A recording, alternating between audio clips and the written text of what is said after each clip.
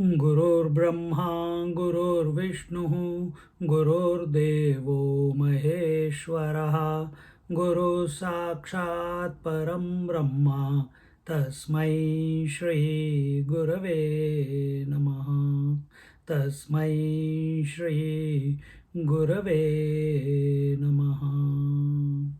सदाशिवसमारम्भां शङ्कराचार्यमध्यमाम् अस्मदाचार्यपर्यन्तां वन्दे गुरुपरम्परां वन्दे गुरुपरम्परां वन्दे गुरुपरम्पराम्. We are in Katha Upanishad, the last part, verse number 15 we have to start. And we saw in the last few verses that the attainment, the vision or the realization of the self is not an outward exercise. It is an inward journey, and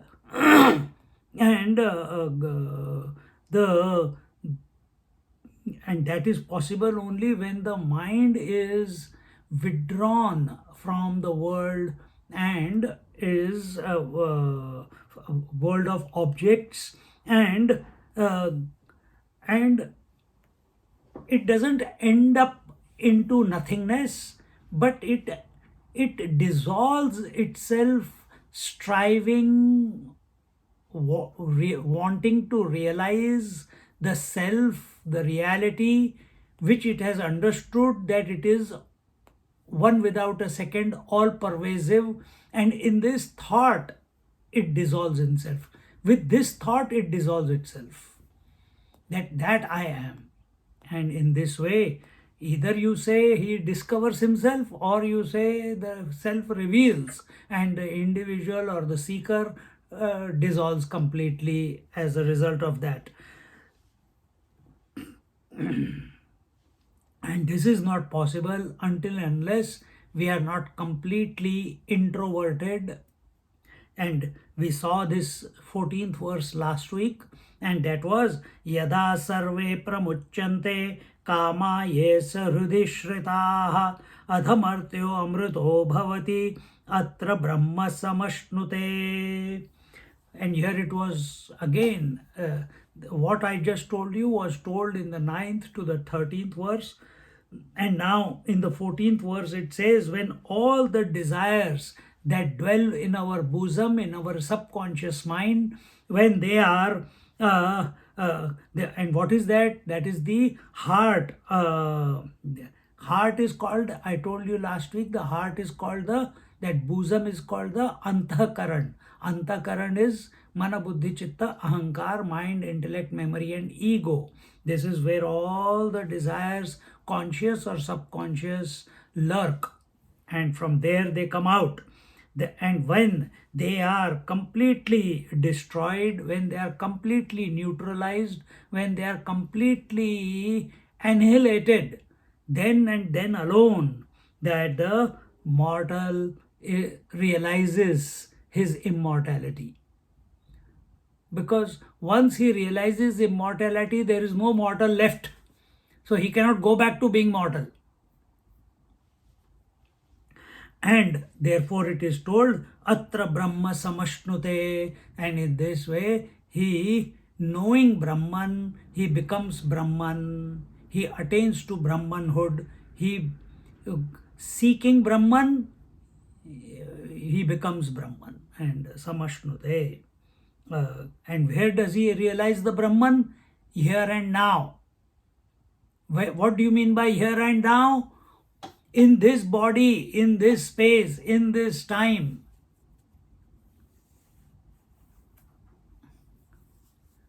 And such people who have attained this in their living life, they are called as Jivan Muktas, realized while living, a rare breed. It's not for anyone. It is for everyone, available for everyone, but the refinement required to wean yourself off from all objectivity, which includes this body, breath, mind, intellect, thought, etc., emotions. The refinement that is required is huge. Possibility is there for everyone. And that refinement is possible only when we are 110% committed, not 100%, 110% committed to being that reality, unafraid of the dissolution of the individuality, unafraid not to desire anything in this world, food, drink, relationship, memories, thoughts, losing your mind, good. Body emaciated, good. But body does not matter in that. You're totally uh, intoxicated in wanting to know the truth and being the truth. Not just wanting to know the truth, being the truth.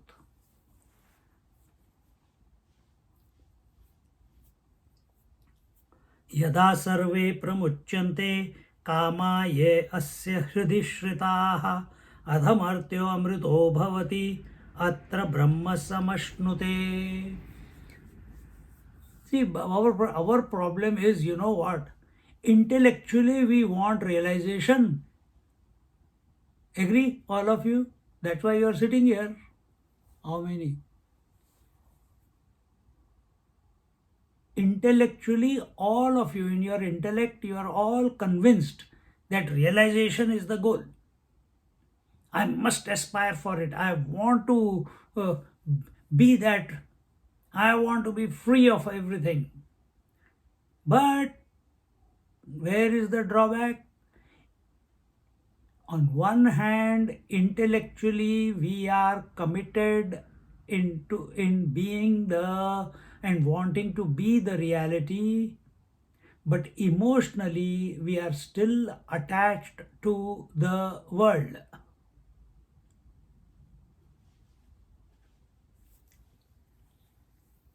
And this dichotomy, this pulling in two directions, intellect wants to go back to its source, the mind wants to go back to the world.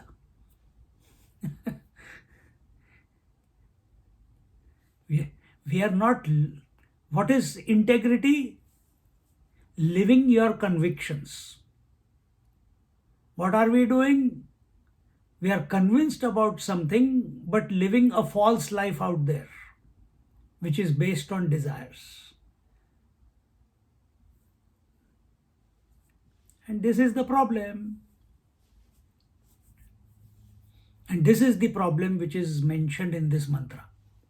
That as long as these desires are there, and as long as we do not come to a point in our contemplation that I have no desires,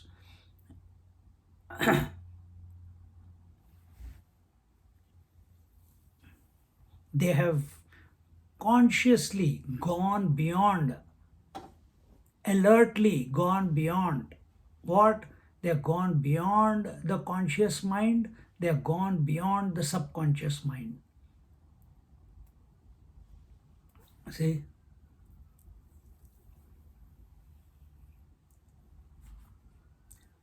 And how do you find out whether we still have any desires? What subconscious desires are still there? First example, I given it to you many times. When you go to sleep, that time, just assess your life. At that moment, you will come to know. Or as you are just lying down, some thoughts will be coming and hijacking you at that moment. Those are desires. Other is that when everything is going right in your life,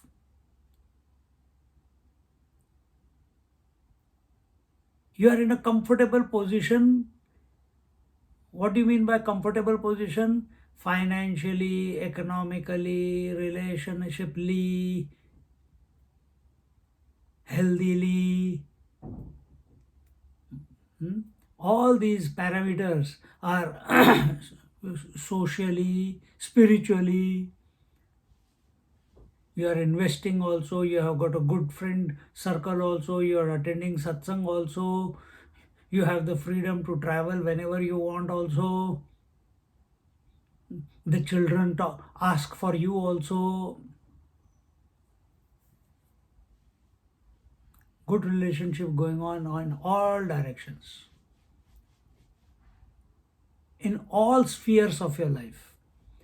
When everything is going on, at that time you check your mind. At that time you check where what desire pops up.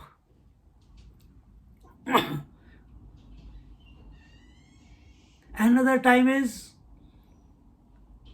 it is very easy to be spiritual, it is very easy to be uh, uh, uh, coming to satsangs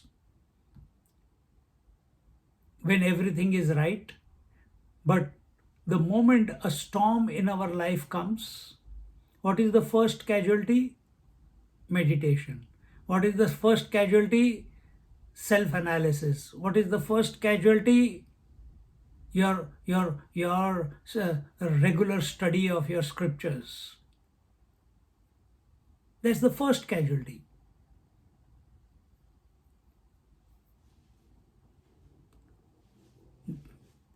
The going gets tough when the tough get going.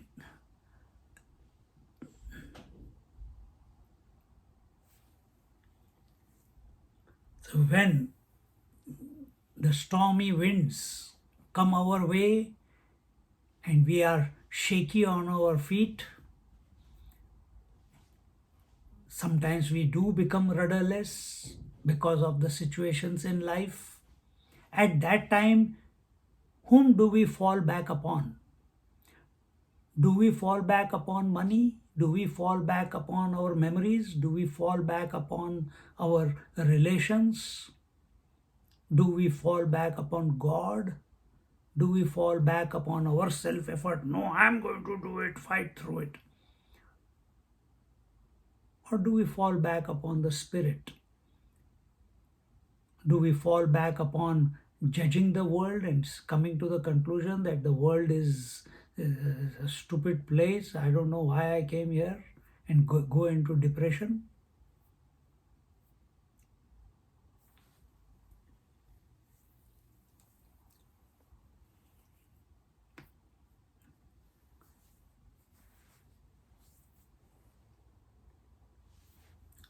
These deep subconscious desires, they have to be culled out, and you cannot cull them out. They have to be, it has to happen, and they can happen only when we are committed to the truth. And in this way, when and committed to the truth does not mean I'm committed now what, but they are not going. No, you have to meditate, you have to contemplate, you have to dive deep within yourself. You have to drop the world, you have to drop the senses, you have to drop the body, you have to drop your mind, you have to drop your eye. Keep diving deeper and deeper. See what your stamina is. When? All the time, daily basis, okay, not all the time. You have to work also. On a daily basis, build up the stamina of being. One day suddenly it will click. We have to just build up the critical mass. That's all. And when atha martyo amrito bhavati, then when a person, when he meditates and then he gets to be the Brahman, he merges into the Brahman or the Atman. Atman is nothing but Brahman, self is nothing but the universal self. And at that very moment, that seeker, that individual is no longer an individual, but he is a immortal. And here it says, Atra Brahma Samashnute. Atra means here, there and then. Brahma Samashnute. He attains to Brahman and becomes a Brahman or becomes immortal. This is what we saw in our last class. Now, coming to the 15th verse, it says, Kada punah kamanam mulatah vinasha iti uchyate. When do all the desires get completely destroyed from their root? We know they get destroyed in sleep, but they arise again when we wake up. We know they get destroyed in meditation, but when we come out of meditation, the desire or the world or I am the body thought again comes up. When does the entire lock, stock, barrel called desires, when do they get completely destroyed? Moolatah vinasha iti uchyate. So when do they get completely destroyed? That is being told. Repeat after me. Yada sarve prabhidyante, yada sarve prabhidyante, hridayasyeha grandhayaha, hridayasyeha grandhayaha, adhamartyo amrito bhavati, adhamartyo amrito bhavati, etavadhyanushasanam, etavadhyanushasanam. Together. Yada sarve prabhidyante hridayasyeha grandhayaha adhamartyo amrito bhavati etavadhyanushasanam. Here it says, when all the desires that, or I should say, yada means then, when sarve all, prabhidyante pierce through what? Granthayaha, all the granthis are knots. So here it says that in this life, when all the heart granthi or all the granthis in the heart have been pierced through, at that very moment, that mortal being becomes immortal. And what is that Hridaya Granthi? That is where all the desires are. We will talk about it a little bit. And then it says, Bhavati etavadhyanushasanam, that the conclusion of Vedanta is only this much. Anushasanam. Here, this Upanishad is concluding with the word Anushasanam. Now, technically in the 15th verse, the Upanishad is complete. If you have listened to the Patanjali Yoga Sutras when we took many years ago, maybe 2 decades ago, 15 years ago, the first sutra of Patanjali Yoga Sutra is Atha Yoga Anushasanam. These are the instructions of yoga. Here what is he saying? Bhavati etavadhyanushasanam. This is the Shruti is saying this is the instruction of Vedanta. This is the concluding instruction of Vedanta. That's it. Here it concludes. And what is that? You finish all your desires, you dissolve all your desires, including the desire to realize. Understand this one. Not only of the world, as long as you are objectively wanting to experience a realization, it will keep you in the loop of birth and death. It will keep you in the loop of mortality.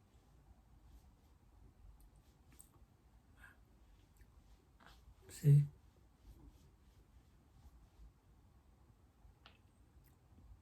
So here now we'll look at what our Adi Shankaracharya ji is explaining. He says, Yada sarve prabhidyante bhedam upayanti vinashyanti hridayasya buddhehe iha jivata eva granthayo granthivad dridhabandhana rupa avidya pratyaya iti arthaha. Those who are studying Sanskrit, you can read along with me in your own. I'm breaking up each word so that you know where the sandhi is. So what does it say? Very, very important point from Vedantic point of view. What is that? At the time when, while living, not posthumous, while living,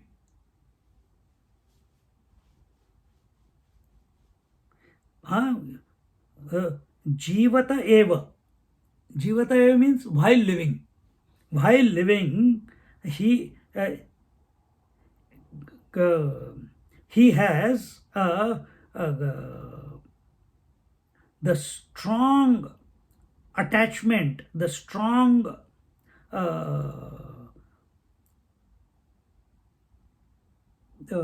desires which are keeping him bound to the world. And where are they? In the Hridaya. Hridaya, another word, I have told you it is Mana Buddhi Chitta Ahankar, that is the Hridaya Granthi. Another way you can put it is just intellect, because everything is known by the intellect only. So, so this strong attachment to the world, this strong desire for the world, which is in the intellect, is cut asunder, is pierced through while living. Meaning the heart is pierced, the buddhi is pierced, the intellect is pierced. Dridhabandhana rupa avidya pratyaya iti arthaha. And what does this mean? That the very strong attachment to the world have been pierced in the heart. What does it mean? Here it says, Ahamidam shariram mamedam dhanam sukhi dukhi cha aham iti evam adi lakshana alakshanaha tad viparita ब्रह्मात्म प्रत्यय उपजननाद ब्रह्म एव अहमस्मि असंसारीति विनष्टेषु अविद्या ग्रंथिषु तन्निमित्ताः कामान् मूलतः विनश्यन्ति. So what does it mean? Piercing the heart, piercing the desires lurking in the intellect, which includes conscious and subconscious desires. What does it mean? It means that piercing through, I am this body, this is my wealth, I am happy, I am miserable, etc., etc.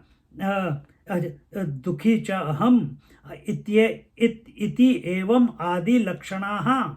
And all these various types of thoughts in the similar vein. And tad viparita brahmatma pratyaya upajananad.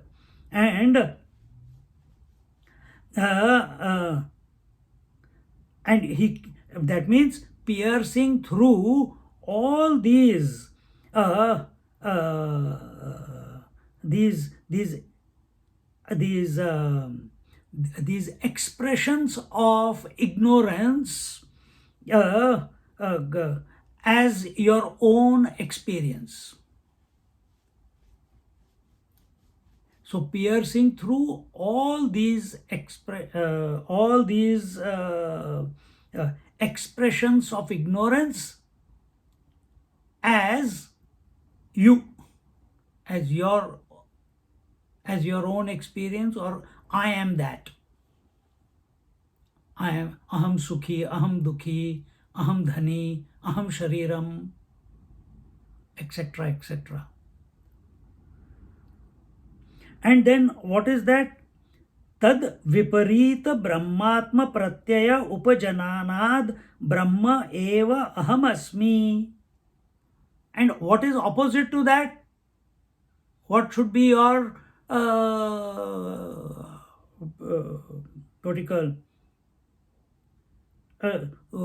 the counter thought? What will be the counter thought? Tad viparita. Viparit means counter, opposite. Brahmatma pratyaya. So we have to give rise. Upajananad. We have to give rise to such thoughts, opposite thoughts. Then opposite to what? I am body, I am rich, I am happy, I am what do you call? I am miserable, I am healthy, I am unhealthy. I am awake, I am dreaming, I am sleeping, I am intelligent, I am spiritual, I am non-spiritual. This is how we keep dividing the world. And that division doesn't begin from outside. It begins from you. And what is this? This is just an expression of ignorance. This has to be counteracted. Counteracted with what? Here he says, with the Brahmatmaikya bhava, with the bhava, with the disposition of being the one. Again and again, that I am the source, not I am the body. I am rich. What can I collect? I didn't come with anything. I will not go with anything. What? I am rich, I am rich, I am rich. I am healthy or I am unhealthy. Health and ill health is the attribute of the body, not of the spirit that I am, not of the consciousness that I am. So think in the opposite way to counteract the unwanted thoughts that keep erupting in the intellect, or the intellect keeps coming to those conclusions out of habit. We need to cut them. And what is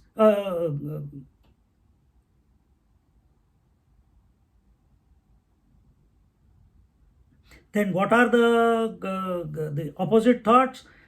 Aham asansariti vinashteshu avidya granthishu tannimittaha kaman mulataha vinashyanti. Then he says, I am not a worldly person. Aham brahmasmi. I am the infinite consciousness. Then by thinking like this, by coming to this conclusion again and again and again, even though you don't understand what it means, keep repeating it initially. Slowly, the word will start revealing its meaning. Probably you must have done it sometime in your life. That's why you are attracted to Upanishads. Or I should say, you are still surviving the Upanishads.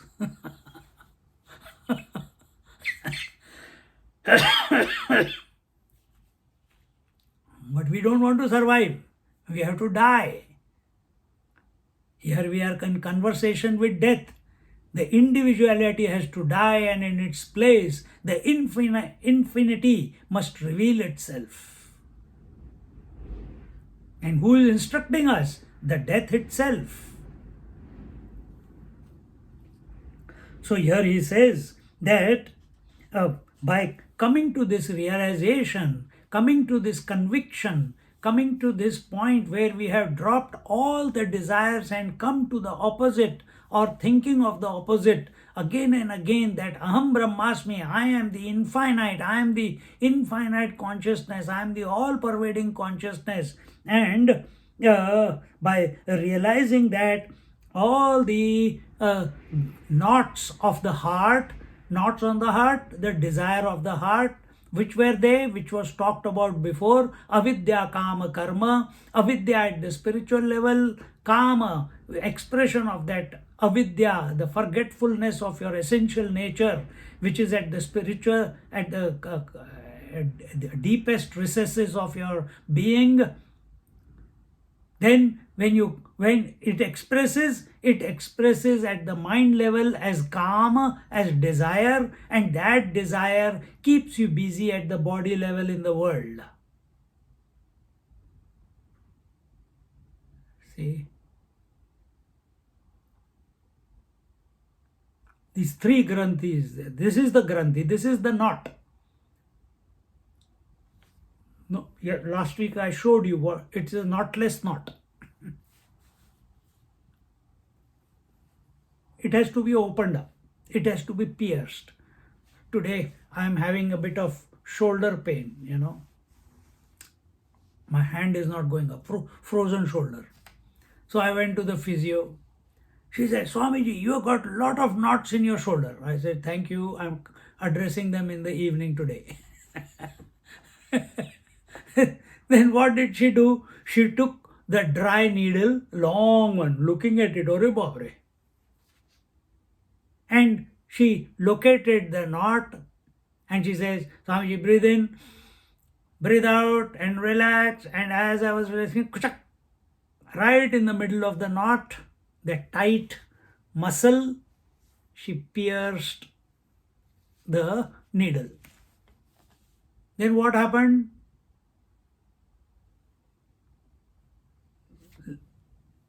It's going up. Flexibility is coming. What did it do? It pierced through the knot, that needle, and dissipated the energy which was rotating there itself and become a knot. Now it has become dispersed. Now the blood is, whether you call it blood, whether you call it energy, it started moving now freely.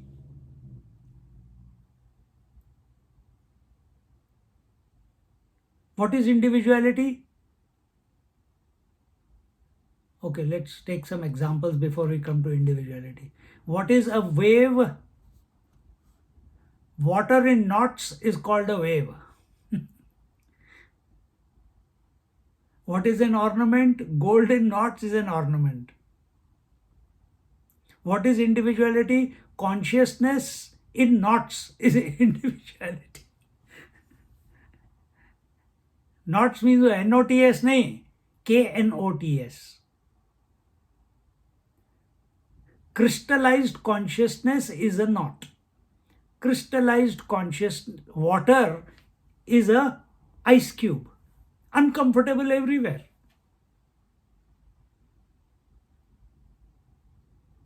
Blood collected together, going around there only, becomes the knot. Then it starts hurting.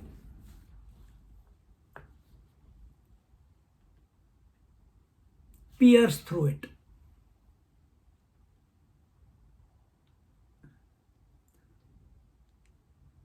We don't have to do it physically. Here we are not exercising any physical, no yoga, asana, no, we are studying Vedanta. Mere reorientation solves everything. Because yoga, where are you doing? With the body. What is body? part of the world. Pranayam, where you are doing with the breath. Where is the breath? A part of the world.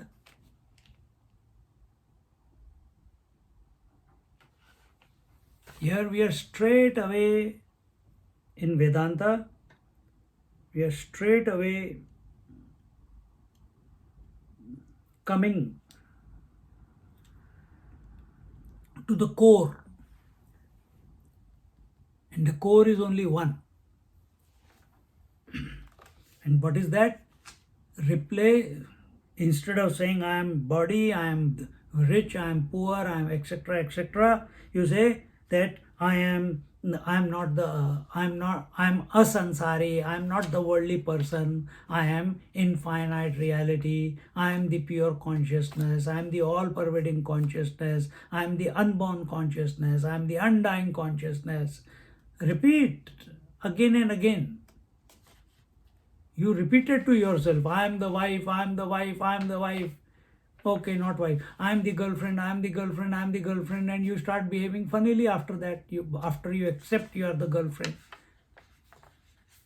or boyfriend or husband or wife or friend or employee. None of these characters exist. Only man or woman exists. But you have brainwashed yourself into thinking that I am this person, I am the friend, I am the husband, or I am the wife. These are only characters in your mind.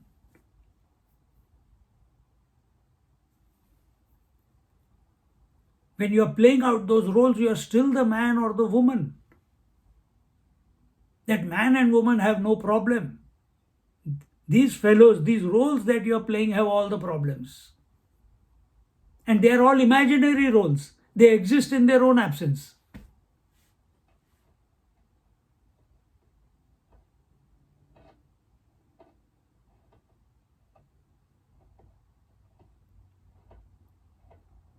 Just like in a dark night, you can't see a rope and you think it is a snake and start giving it attributes. It has scales, it has got length, it has got breadth, it has got a hood, and start going through the fears of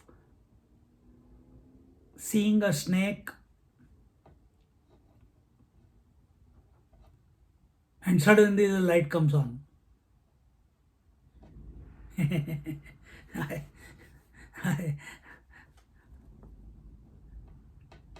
Suddenly you realize it's only a rope, man. This is exactly what happens when you dream at night and you wake up. You're living an imaginary dream. Some event in that dream wakes you up, and suddenly, why am I sweating? My God, I think I was dreaming something bad. Oh, or sometimes something in the dream lingers for a second or two, and you remember, oh my God, so foolish. Let me go back to sleep. But some special ones are there, that after having that dream, they can't sleep for the whole night, or they find it hard to go back to sleep because they are given importance to that dream so much. Same habit goes into this world also. We give value to this world also so much. Drop it. No point talking about it. Then what do I say? I am Nitya Shuddha Buddha Mukta Swarupa. I am eternal. I am unborn. I am ever pure. I am undying, etc. etc. Keep repeating to yourself. And initially you keep repeating slowly as your mind quietens. As a result of that, then you automatically the mind will go, why am I repeating this? Am I stupid or what? Let me see what is the meaning of Nitya? What does eternity mean? Shuddha, what does pure mean? Mukta, what does freedom mean? Automatically the contemplation will begin. So here he says,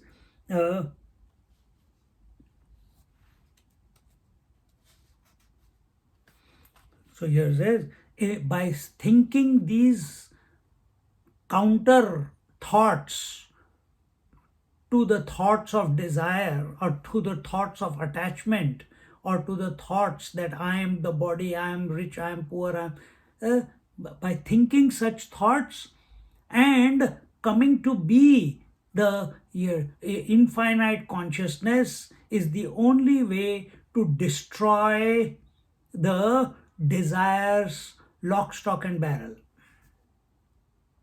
The question was, or the point that was making, how do we destroy the desires from the root? This is the way. Right now we are convinced we are the body. We have to be convinced we are the infinite consciousness. How difficult is that to understand and accept?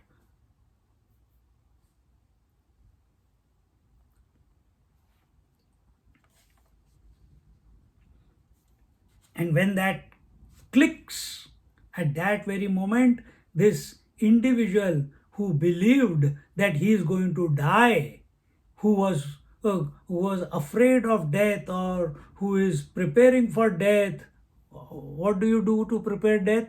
You dig your own grave. Huh? You take out an what do you call insurance, for the last rites. Nowadays children don't want to pay. The person who's dying has to take out the insurance so that he keeps the money ready for the children, he or she. Put the audio off, please. So keeps the money ready. Or in the house, just like to kindle the fire, we have the wood ready. We keep enough wood ready so that in India we are saying, Australia not possible.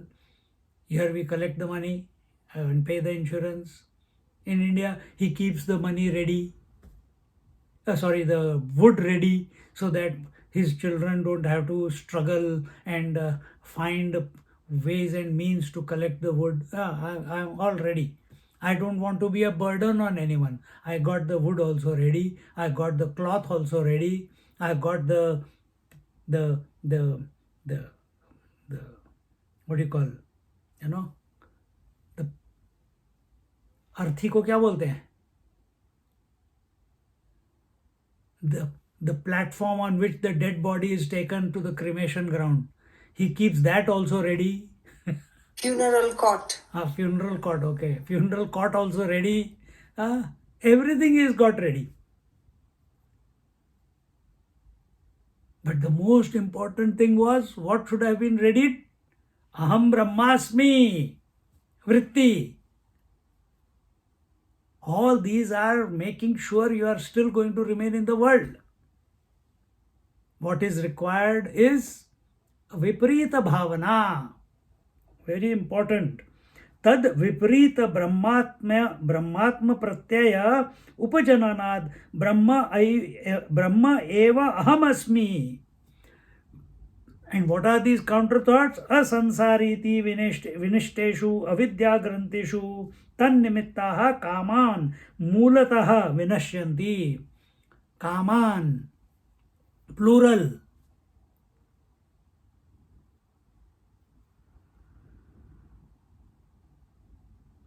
Kamam, kamau, kaman. Many desires. Kaman. Mulataha, by the root. Vinashyanti, destroyed, annihilated. Not by merely thinking. You must realize what you are thinking. So what was the counter thought? Instead of I am the body, what are you thinking? I am the infinite consciousness. Just thinking I am infinite consciousness is not going to destroy everything. By being the infinite consciousness, it will destroy all the desires from the root. Athamartyo amrito bhavati etavad dhyetavad eva etavan matram na adhikam astiti ashanka kartavya.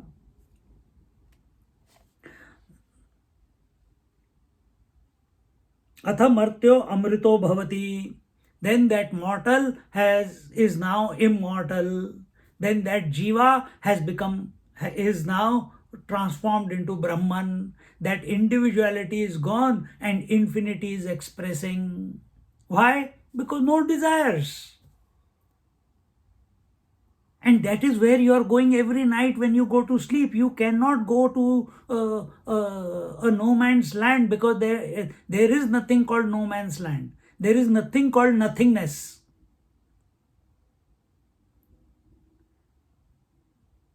Where were you in sleep? Nowhere. There is no place called nowhere.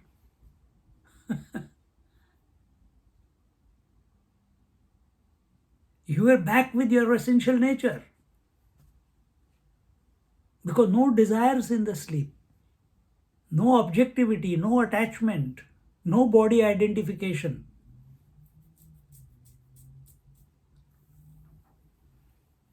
And we are accessing that every day, but we don't know it.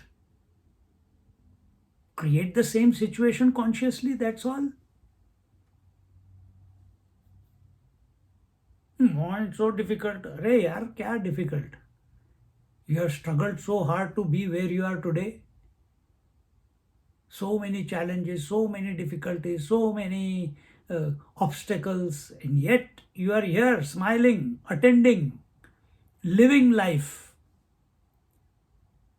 You have the grit to face life. Now have the grit to give up life and come to be the infinite one. So you are defeated life and still smiling in spite of everything that has happened in our life. Now we are ready to give up that also and be immortal. But it must catch our imagination.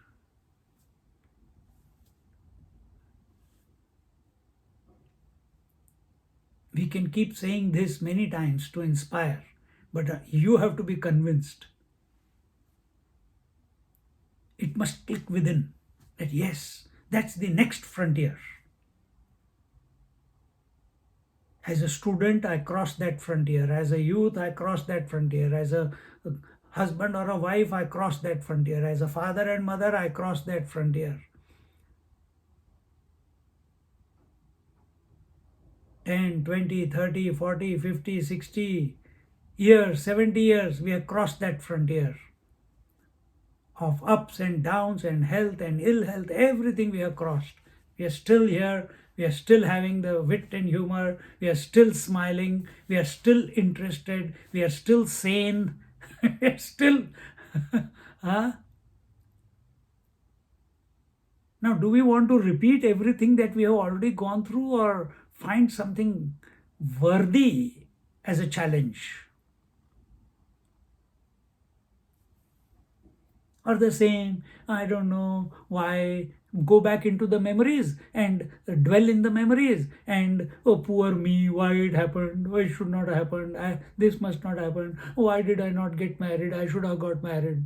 Well, I'm telling my story. Why did I become sannyasi? Should I be doing this?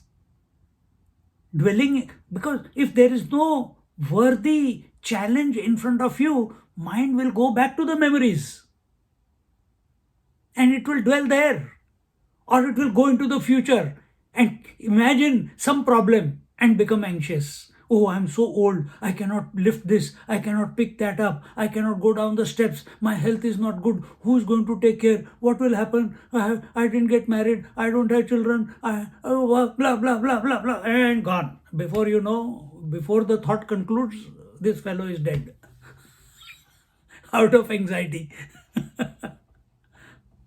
So either we go into the future or we go into our past just to maintain the individuality. We want to dissolve the individuality. Both these exercises of past or future are re-enhancing the individuality. Let that be a challenge for ourselves. What do we have to lose now? We are all, most of us who are in the class, what is our age? What other challenge? You have traveled the world, you have seen everything, you have tasted everything. And wherever life takes you, go. No, that you cannot stop. But inside, let this click. That now, from this moment onwards, my purpose of existence is only to be the existence, to be the infinite existence, not to be someone, not to be somebody. And just be convinced of it deeply, intensely. Make a commitment to yourself. It will start working out in your life.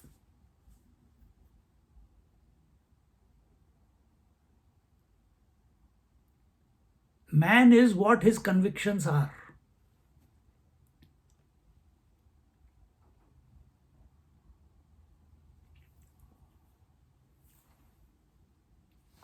Athamartyo amrito bhavati tavad, and that mortal then transforms or is the immortal. Tavad dhetavad eva etavat matram na adhikam astiti ashanka kartavyaha. And this is the instruction, this is the final instruction of the Vedanta. There is nothing more to be added, there is nothing more to be told, there is nothing more, no more instructions. This is the final instruction. Anushasanam anushishta roop shishte Anushasanam anushishtihi upadeshaha sarva vedantanam iti vakya sheshaha. And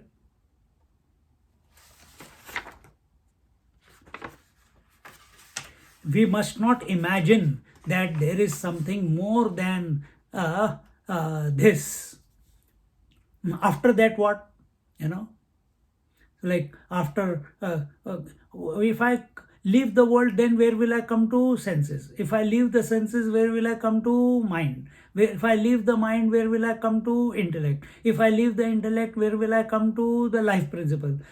If I leave the life principle, where will I come to? The consciousness. If I leave the consciousness, where will I come to? Abhay Baba, you are the consciousness. Where will you leave yourself? You have to put a full stop somewhere. You can't keep digressing just because we started from somewhere. Now you have come to the last. After that, where will you go? You are that. You dropped everything that you were not. But how can you drop that which you already are? The consciousness. And therefore, don't imagine that there is something else apart from the infinite consciousness.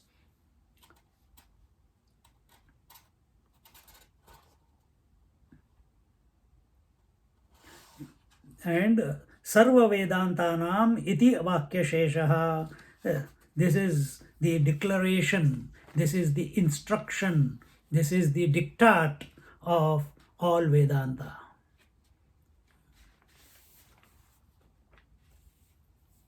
In this way, yada sarve prabhidyante hridayasyeha grandhayaha adhamartyomrito bhavati etavadhyanushasanam. And in this manner, we see that here and now itself Brahman is attained and the mortal becomes immortal. There is no becoming happening. There is only revelation there at that moment. Because when does ice become water? Ice dissolved and water appeared. Before, where was the water? Ice was water. So what is happening in individuality? Individuality is that ice cube. It dissolves, and in its place, the the mortality dissolves, and immortality resurfaces, which was already there. And in this way, and when that happens, when that immortality resurfaces in its pure form, at that very moment, all desires are cast out from the, they cannot touch such a person. And in this way, see, there are other types of granthis also they are talking about. There is Brahma Granthi, there is Rudra Granthi, there is Vishnu Granthi. Huh? Mm, and these Brahma Granthi, Vishnu Granthi, Rudra Granthi, they are based on Sattva, Rajas, Tamas. The Sattva Granthi is the Vishnu Granthi. The Brahma Granthi is the Rajasic Granthi. And Rudra Granthi is the Tamasic Granthi. And some people talk about that, and we see in the Puranas that the three lords, along with their three Shaktis, came together to kill the Tripurasur. Tripurasur is the three-headed demon. And who is he? The Sattva, Rajas, Tamas, the negative aspect. Positive is Brahma, Vishnu, Mahesh. Negative is this fellow. But and these three, they can create a havoc, just like our sattvic desires, rajasic desires, tamasic desires. They create a havoc in our life and keep us going round and round and round. And another way to put these granthis are the golden knot, the silver knot, and the bronze knot. Golden knot is the sattvic knot, the silver knot is the rajasic knot, and the bronze knot is the iron knot. Bronze knot. What did I say? Gold, silver, and bronze, or gold, bronze, and silver, iron. Iron is the tamasic knot. And in this way, different places, different things have been told, and we are not getting into that because our focus is on the Vedanta. And only when the potentiality and the powers of creativity, of creation, maintenance, and destruction, when these powers come together, they integrate, they synchronize, then alone the Tripurasur, the Asur, the negative, like they have the quark, the negative quark. So only when these three come together. So what is these three coming together? Where will these three come together? Where will the waker, dreamer, and sleeper come together? They can come together only in the Atman, in the self. So where will these three, Brahma, Vishnu, Mahesh, come together, or the three Shaktis come together? In the Ishvara. When they sync with each other, then alone all these desires, the negative desires, the negative aspect which keeps us in the loop of attachment, that can be completely destroyed. Otherwise, very difficult. And in this way,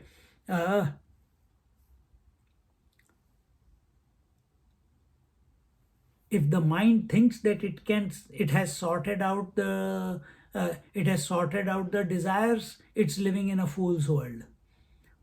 Mind itself is a product of desires.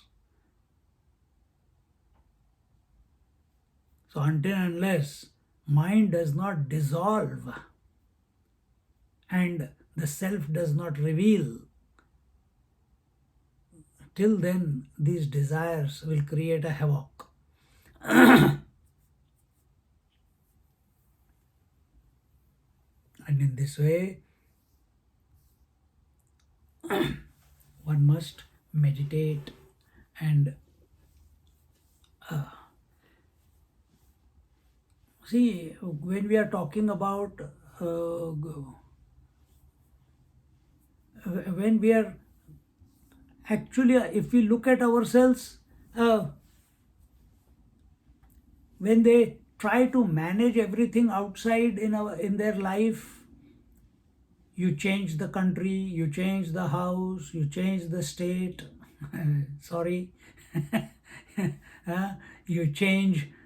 When we were kids, every 6 months we will change the bedroom into a dining into the lounge, and the lounge will become the dining, and we'll keep. Now we have got a new house. Why? Because furniture from one room has gone to the other, and the bed from the other room has come to the other room. So completely new.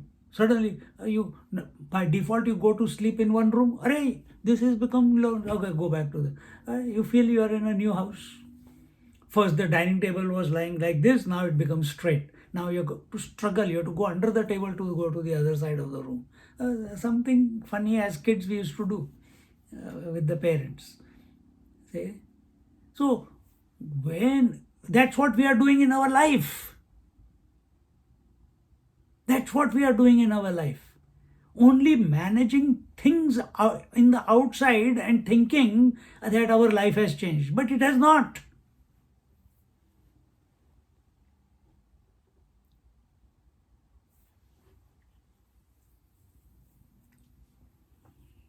And then we blame. We have to find someone to blame. Either the husband, either the wife, either the children, either the parents, why they brought us into this world. Or the God, why he created this world.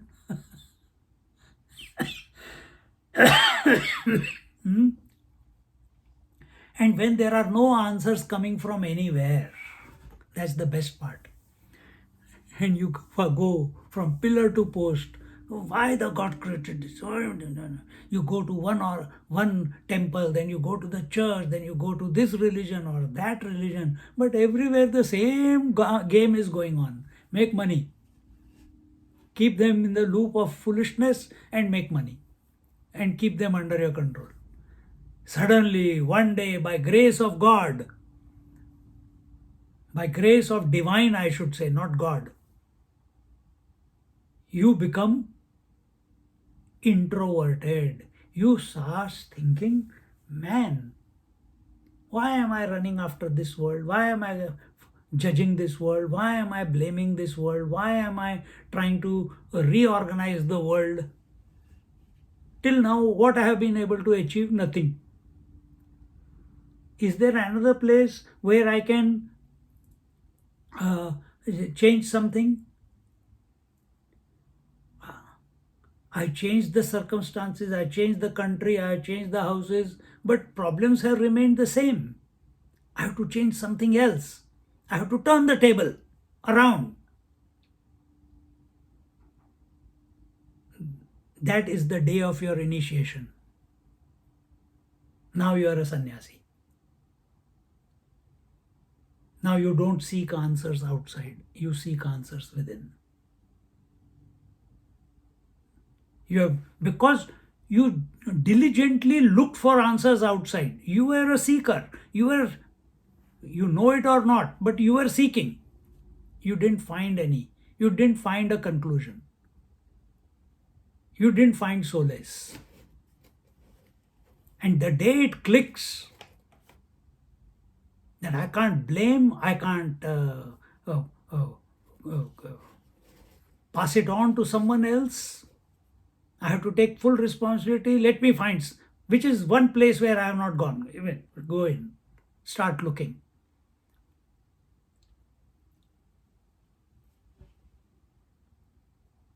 And then suddenly you say, the moment you go in, yeah, man, eyes don't get disturbed. So many things are coming and going. Why am I getting disturbed if eyes don't get disturbed? Ears don't get disturbed. So many sounds are coming and going. Why am I getting disturbed if ear is not getting disturbed? So many thoughts are coming and going. Mind doesn't get disturbed. Then who is this idiot who's getting disturbed? Answer is not looking outside. He's looking inside now. And suddenly he says, what a fool I have been. appropriating blame on the world and getting into this poor me.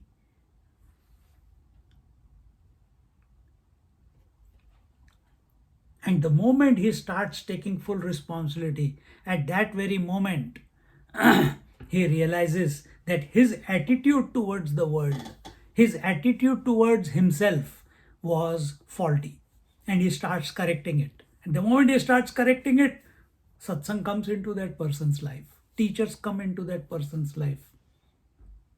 From within, the correct, whenever you put a question, a correct answer also pops up. And he starts becoming self-sufficient, trusting that as long as I'm looking within, the answers are coming. Yes, they are coming from outside, but his attention is inside. This lecture is coming from outside, but your attention should be inside.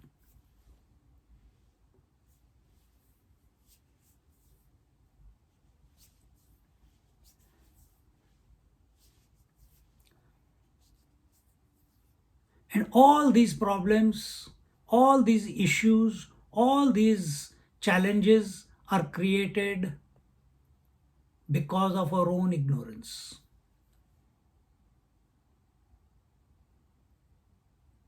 Ignorance about our own self. That ignorance about our own self has led to all the desires, has led to all the attachments, has led to all the identifications. And all those desires, attachments, identifications propel the body to act. Where are the desires, attachments, and identifications? In the mind. Where is ignorance? In the intellect. Who are you beyond these three? But some idiot has accepted. He is ignorant, he is desiring, and he is action. I have to do my duty. I have to do this. I have to do that. I have to fulfill my desires. I have to tick off my bucket list. The only way you can destroy ignorance is by being the spirit, by being the consciousness. This is turning the tables in your life.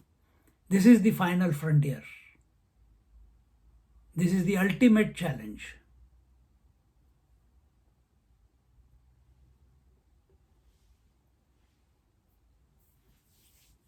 And for this, the consciousness has to struggle initially to go beyond action, to go beyond desire, to go beyond ignorance. It has to struggle because it has lived under the clutches of ignorance, that means wrong conclusions about life, desires, and actions for such a long time. So you have to build up that necessary force, energy, inspiration, motivation within, that you are able to get out, you are able to propel yourself out of the gravity of action, then desire, gravity of desires, and then gravity of ignorance also.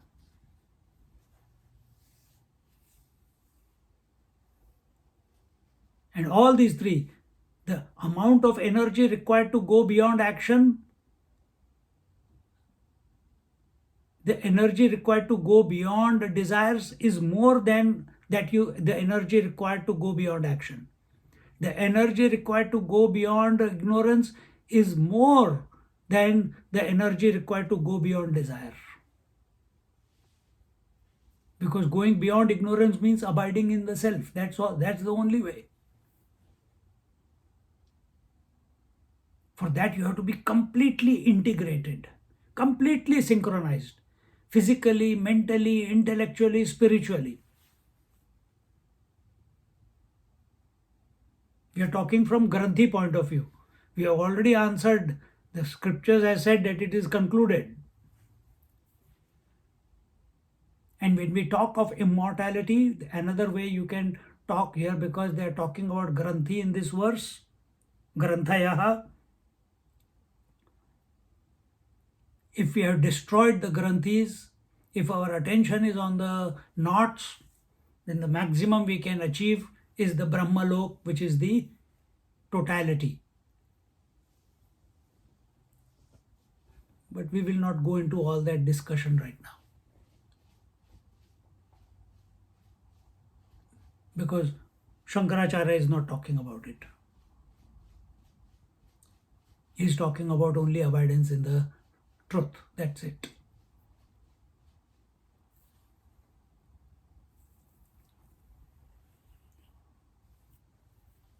See?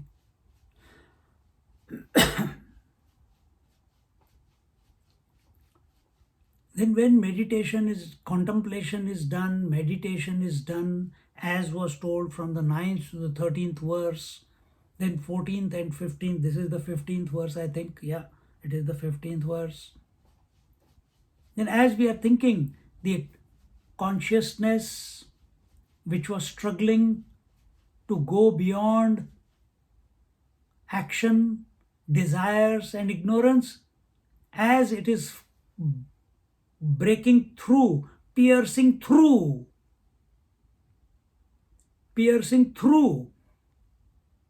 the knots, piercing through the granthis, it starts transforming. What starts transforming? Consciousness.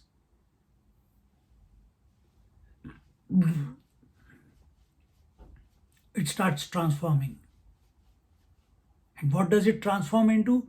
It transforms from a mortal consciousness to immortal consciousness. From mortality to immortality. And this is possible for every one of us. When? Here and now.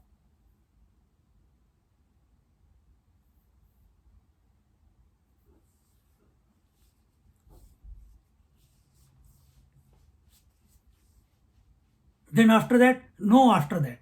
Full stop.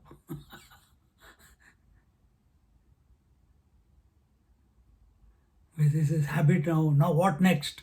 No next. This is the conclusion. Instructions concluded.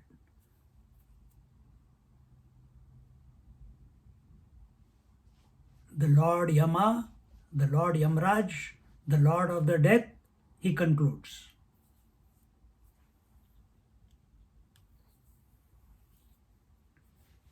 This is the final instruction. To explain this, so many verses were written, yes, so that there is no doubt left in your mind as to who you are, as to what the challenges are, as to how to overcome when the challenges do present themselves. But all that can be put in one line. Drop all the desires.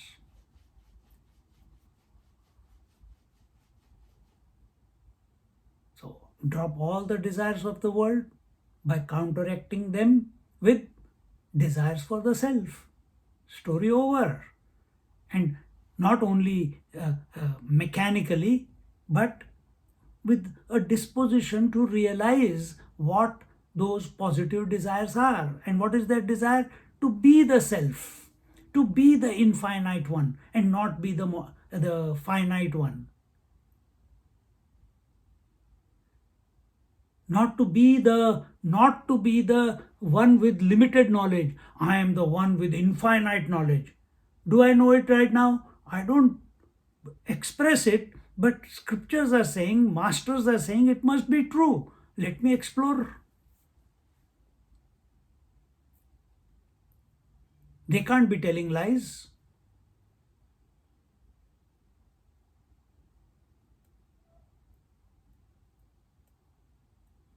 The scriptures and masters are saying, you are the Ananda Swarup, you are of the nature of infinite bliss. But I can't experience infinite bliss right now. Oh, where am I experiencing? Oh, in sleep I am experiencing. Is there a way I can convert that can I find a way to expand that bliss in sleep consciously? Or experience that bliss in sleep consciously? Is it possible? Initially, the thought to an individual will be like this only. He doesn't realize that the bliss in sleep is not the nature of sleep, but it is the nature of the self. That bliss is the nature of self. Bliss is not the nature of sleep.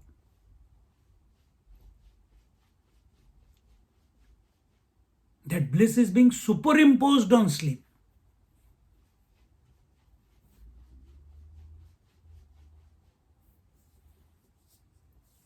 So meditate, meditate, meditate, meditate, meditate.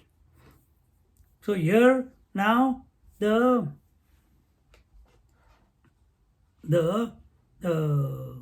all the knots of the heart have been broken, pierced, and the seeker who was desiring to discover the self has realized the self.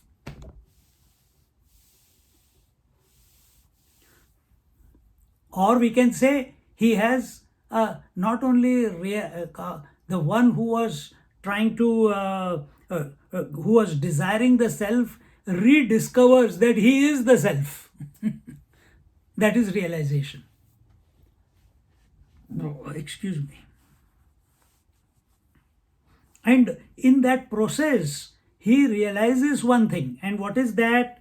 He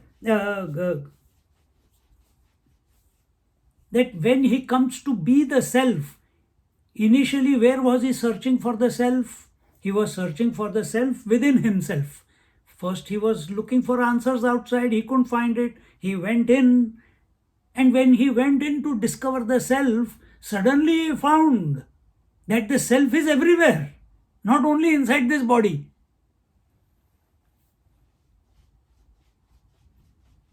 Aham Brahmasmi iti. And in this way, this self is the only constant, and that I am.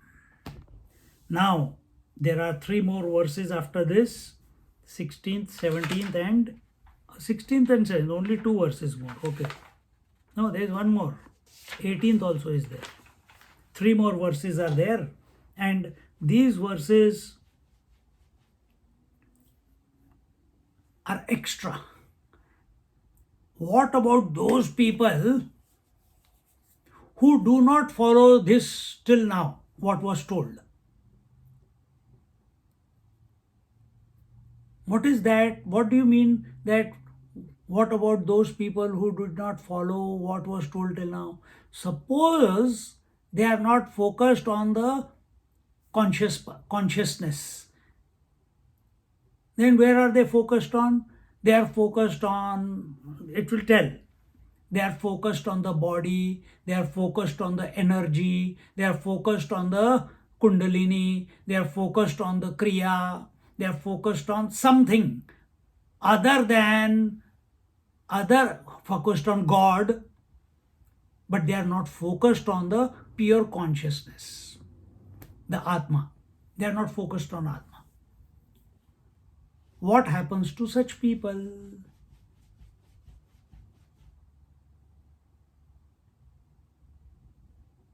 16th verse, you can repeat. Shatam chaika cha hridayasya nadyah. Shatam chaika cha hridayasya nadyah.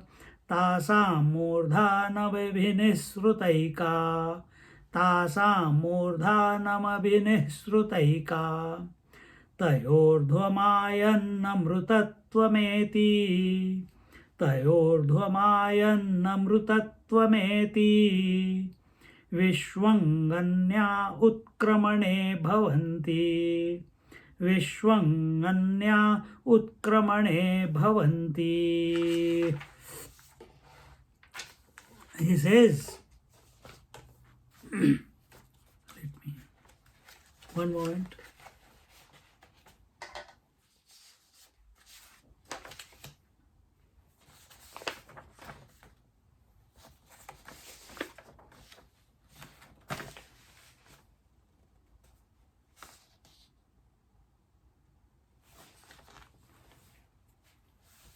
We will read the Sambandha Bhashya, and in the Sambandha Bhashya he says, निरस्ताशेष निरस्ताशेष विशेष विशेष व्यापी ब्रह्मात्म प्रतिपत्त्या प्रभि प्रभिन्न समस्ता विद्यादि ग्रंथेः जीवत एव ब्रह्मभूतस्य विदुषः न गतिर्विद्यत इति उक्तम् अत्र ब्रह्म समश्नुत इति उक्तवात्. What is this reality? What is this infinite consciousness? What is this all-pervading consciousness that our nature is? It is that in which all adjectives are absent. What are the adjectives?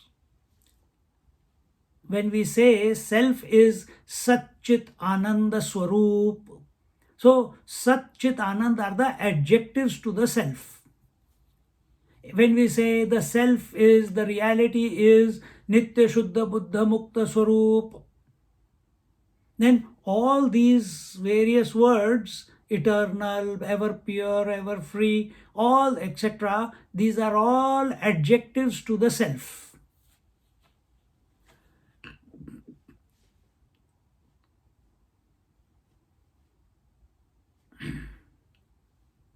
So here it is said, in him, in that, in whom all the adjectives are absent, and because of its all-pervasive nature, that is Brahma, and that Brahma alone is the Brahma with a reference to the universe. Atma with reference to this body. So that Brahma, that total space with reference to the outside world. Pot space with reference to the pot. But the nature of the space in the pot and the nature of space with reference to the world is one and the same. It is not separate. Exactly the same way. The consciousness in this body and the consciousness with reference to the total world is one and the same. And that's what is told here, that the one who comes to know this infinite consciousness as the Atma, and because having come to know that, all his ignorance has been cut asunder, and all the knots have been cut, all the desires have been cut, and while living, while in the condition of living, he has not become dead, he is living. He has come to attain Brahman. Brahma samashnuta iti uktavat. He has come to realize the Brahman. Then na tasya prana utkramanti brahmaiva san brahma api eti Brihadaranyaka Upanishad iti shrutyantaracha. To conclude, to second this, some other Upanishad is being taken to confirm that what conclusion we have come to. Shankaracharya ji is saying that what conclusion I have come to is being seconded by the Upanishad. I am not making it out of the figment of imagination of my mind. The conclusion is a logical one, and it has come and it is being reflected in another Upanishad. And here he gives that Upanishad. He says, where are we? No.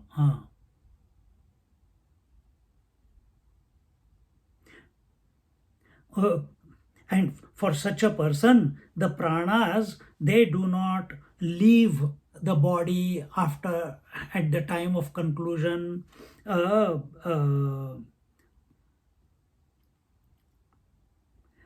Because he has come to realize that he is the infinite consciousness, and therefore, now think, does the space from the pot leave the pot to become with the total space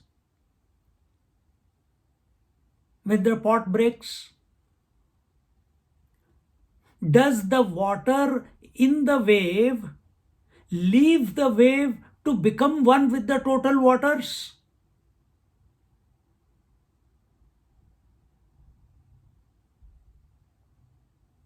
Does the gold in the ornament leave the ornament to become one with the total gold?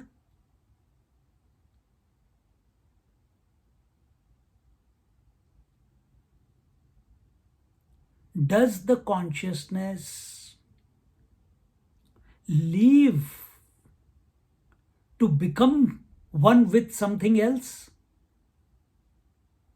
It is there and then, and it is you.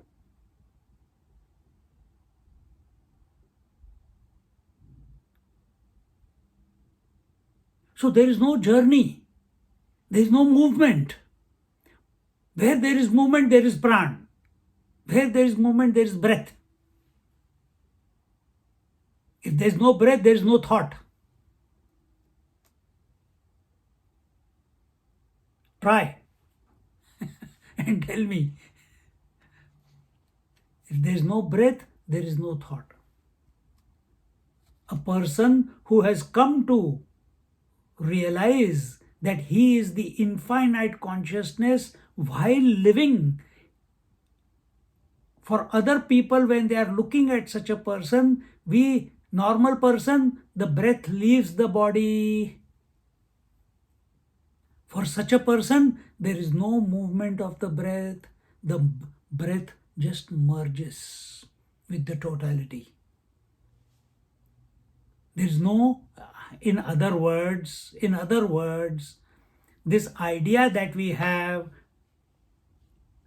that we go to different lokas, we go to different planes of existence, we go to heaven or hell, that we will get reborn again. All this is movement. All this is movement. Going from earth plane to heavens is a movement. Going from earth to hell is a movement. Coming back to earth as human being or in any other womb of animal, mosquito, snake, whatever, from the heaven or hell is also a movement. But such person who has come to realize, rediscover his infinite nature, once you have discovered you are everything, where will you go? Where will you go? Once the wave has realized, when instead of looking at other waves, then looking at her own form, then she looks inside and looks at the total waters and realizes, Arey, I am the water. After that, does the waveness linger? Does the re-identification with the wave happen? No.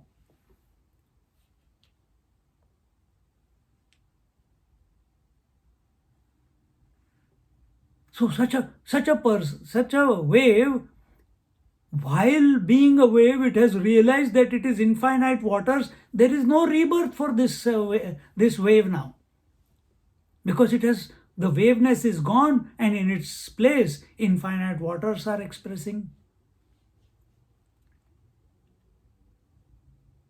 Once you have recognized that waker, dreamer, and deep sleeper are only phenomena, I am the witnessing consciousness, will you ever get caught up in the waking, dream, and deep sleep, or anything in that waking world or dream world or sleep world? No, you will not get hijacked by them. You will be absolutely alert, untouched by them.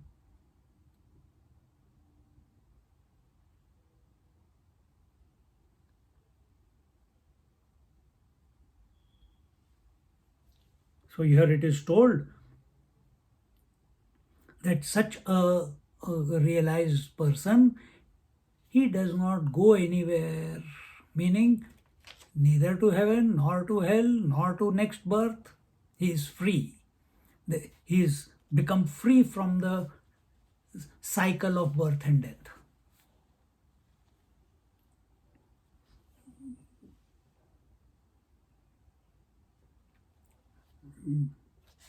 It was told in the 14th verse already that he has that Brahmaiva san Brahmapyati. He has come to realize the truth, and his pranas, they do not leave the body. You know from where the body pranas leave, where the breath leaves in a normal person. You know that? Have you ever noticed a person? Have you ever watched a person?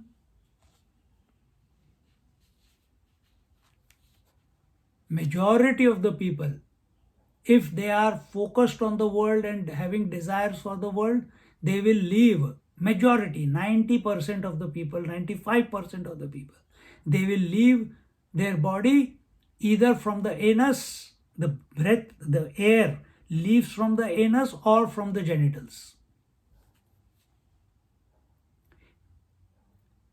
Little bit higher, they will leave from the mouth. The breath leaves from the mouth. Last breath out of the mouth or the nostrils. Little bit higher, they will leave from their eyes. Little bit higher,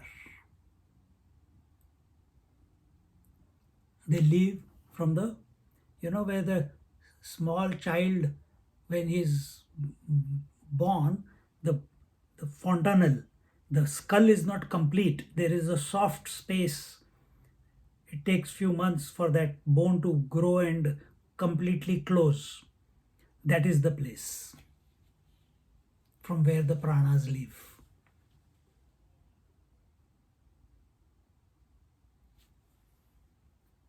But such people are very rare. But they are yogis. We are not talking about a yogi right now. The only person that we have read who has left through the fontanelle consciously with his own willpower is Paramahamsa Yogananda.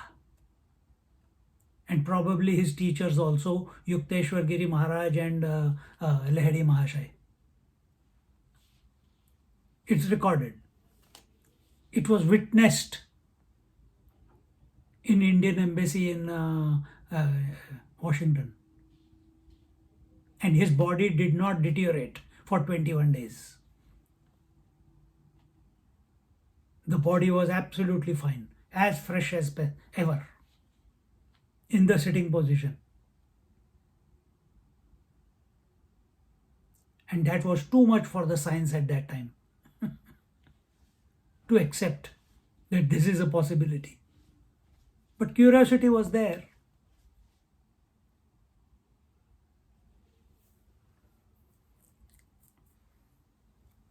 Okay, time. So till here we have seen. Now these are the Uttam Adhikari, the best of the seekers. They will reach this point. What happens to the other ones who are Manda Buddhi? These are refined intellect. They have come to realize. What about the unrefined intellect? We are going to talk about it. But ye punar manda brahmavido, those who are not sure if they are Brahman or not, they are not sure of the consciousness, they are not sure of their own being, they are lost. Why? The world keeps coming and hijacking their attention. We'll talk about that in our next class.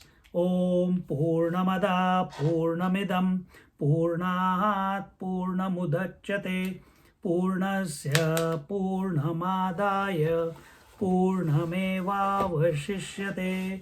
Om Shanti Shanti Shanti. Harihi Om. Shri Gurubhyo Namaha. Harihi Om. We will continue Katha Upanishad tomorrow. Okay? So sit quietly for a moment.